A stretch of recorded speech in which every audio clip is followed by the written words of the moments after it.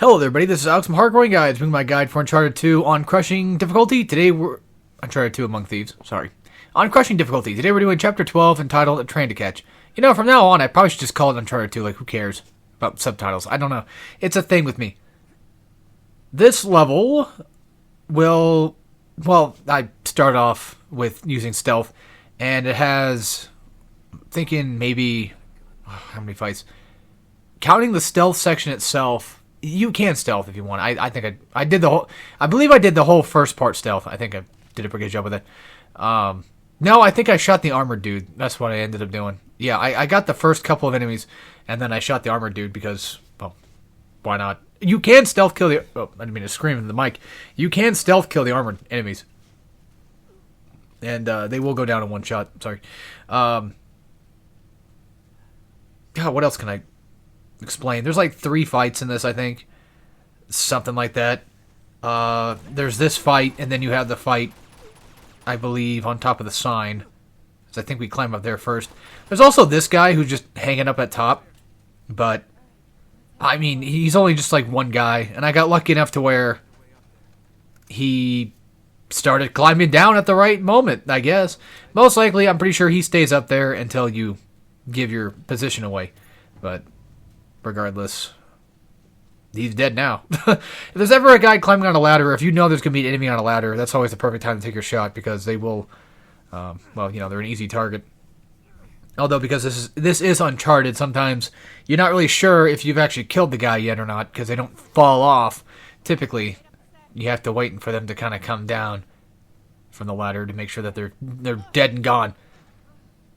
Wow, my commentary is just... It's great today, isn't it? It's funny because, like, it's only... A lot of the chapters right now are pretty short. We haven't gotten to the long chapters yet. Oh, we'll get there. But it'll be a while. I think, like, chapter 20-ish, give or take, might be one of the first ones that might end up being one of the longer chapters of the game. But I know for a fact, I think it was, like, chapter 22 or 21 or something like that that gave me a hard enough time. But, yeah, here's our second fight of this particular chapter. So you do have infinite ammo. You don't have to worry about that. And for this fight, it's all about positioning. You need to figure out which side the enemies are going to shoot you from. You have 2 that come to the right side. You can break these boxes, and I would also recommend doing so. Also, to recommend, let Elena handle the guys on the left. I'm pretty sure you have to kill them yourself, but just let Elena, you know, take a lot of your aggro, take off the heat. Yeah, I gotta play Army 2 again. Last time I played Army 2, I played Devil's Cartel, and I thought it was just okay. And then this might be sad for some people, but I'm not a big fan of Army 2 40th Day, believe it or not. I always wanted to play it as a kid, and then when I finally got to play it, I'm like, it's okay. Oh yeah, by the way, when you take out the first wave, make sure you flip around this sign, and so you can just take out these guys before they show up, because they'll get the drop on you. The ones that really get the drop on you is this next wave of enemies right here. These ones, they really do. Well, I think they're the ones I think that usually killed me like a couple of times, because I wasn't really expecting it, and wasn't really sure exactly where everybody was going to be at all times. But anyway, just to explain real quick, yeah, Army of 2 40th Day, you know, I wanted to play it so bad back then. And then when I finally got to play it, I'm like, oh, it's just, alright. I don't know, like, I don't like it as much as I thought I would. But I loved Army of 2-1. I loved the first one. My stepbrother had a copy of it back then, and we played it together. And I borrowed it from him, because I wanted to play it myself. I'm like, oh, this is so cool. I want to beat this game.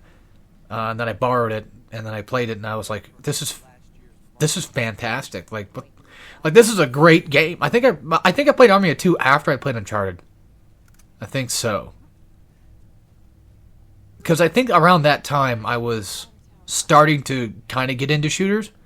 I didn't start off into shooters, believe it or not. Technically speaking, one of my first ones I played was Doom. But I say technically because, like, man, it's hard to say when exactly I might have, but I'm certain Doom was one of the first ones. If not the first one. And then it just kind of went from there. I think right now we have... Yeah, we're doing puzzle climbing. I could have talked about all the crap now if I wanted to. Because now we're doing puzzle stuff. I think there is treasure out here, I think. But I know there's treasure inside, and I'll tell you Well, I have a good idea where it's at. It has been a while since I've done all the treasures in these games. Luckily enough, I do know where quite a bit of treasure is in Uncharted 2. I played a lot of Uncharted 2 campaign back in the day, because I loved it so much.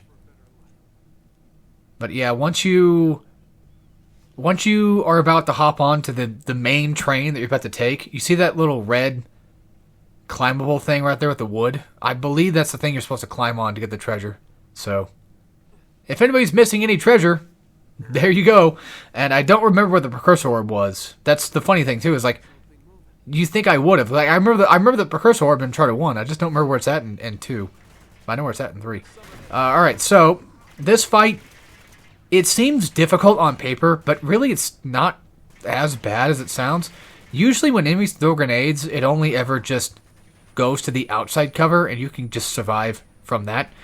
Blind fire is a big key factor, especially when they get close, because even though these guys, I'm pretty sure they can hop into the train with you, but 9 times out of 10, they just kind of won't.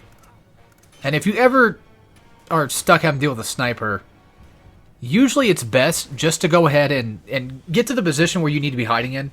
Like, once the snipers appear, start getting into cover from them. And instead of fighting off the sniper like I did, just instead go ahead and kill the guys on the ground first, because the snipers will take a lot longer to shoot you. Now, no surprise, of course, they are insta-kill, which is a pain, but it's to be expected. And it does make sense for them to be that way. I don't really have a problem with that, because they do take a while to actually even do anything to begin with. And then once you kind of hide back and cover, you're fine. So, if I had to redo this chapter, I would do it that way. I would take out the guys on the ground first. There is plenty of propane tanks for you to shoot at, and the like, plenty of grenades, plenty of ammo. It's really just a matter of, like I said, mainly just blind fire, and then picking these guys off as they get close, and then just worrying about the sniper right after. But you can technically do it in any order, of course. I'm just saying that that's what I should have done. And then once the big armored enemies just spawn in, just sit there. There's nothing else you can really do. I mean, you can pick off a few more people if you wanted, but you're really just kind of doing yourself a disservice by doing so. Just hang about. Wait for Elena to show up, and that's pretty much it. So, that's it. As always, take care, everybody.